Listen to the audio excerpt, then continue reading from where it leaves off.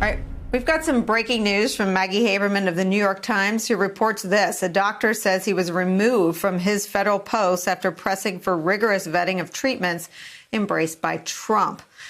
Haberman reports that the doctor who led the federal agency involved in developing a coronavirus vaccine said on Wednesday that he was removed from his post after he pressed for a rigorous vetting of a coronavirus treatment embraced by President Trump. The doctor said that science, not politics and cronyism, must lead the way. It's Dr. Rick Bright. He was abruptly dismissed this week as the director of the Department of Health and Human Services Biomedical Advanced Research Development Agency and as the Deputy Assistant Secretary for Preparedness and Response. He was demoted. He says this in a statement to The Times.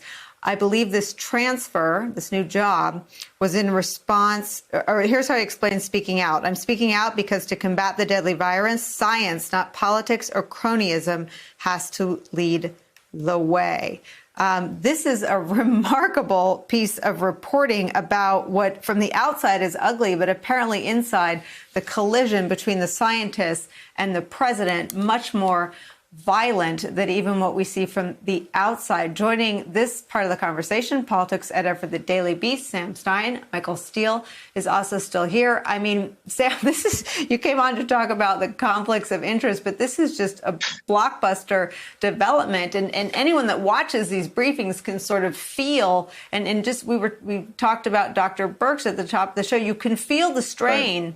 On people who have science as their religion in trying to navigate the country through a pandemic with Donald Trump as the country's president, who is, if not oblivious, then disdainful and distrustful of science. This story, another proof point of that, Sam.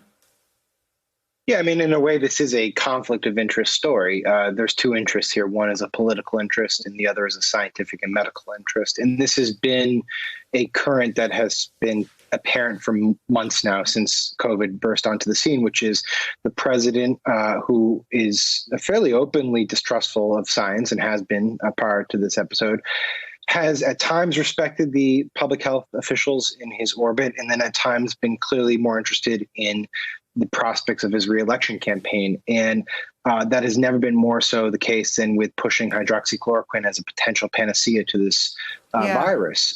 There is no scientific evidence, at least reliable scientific evidence, peer-reviewed scientific evidence to suggest that this therapy is effective. In fact, recent studies have shown that there are complications, perhaps dire complications, that come along with using it as a treatment. But for weeks, President Trump was touting it as a potential savior to the crisis that we are in.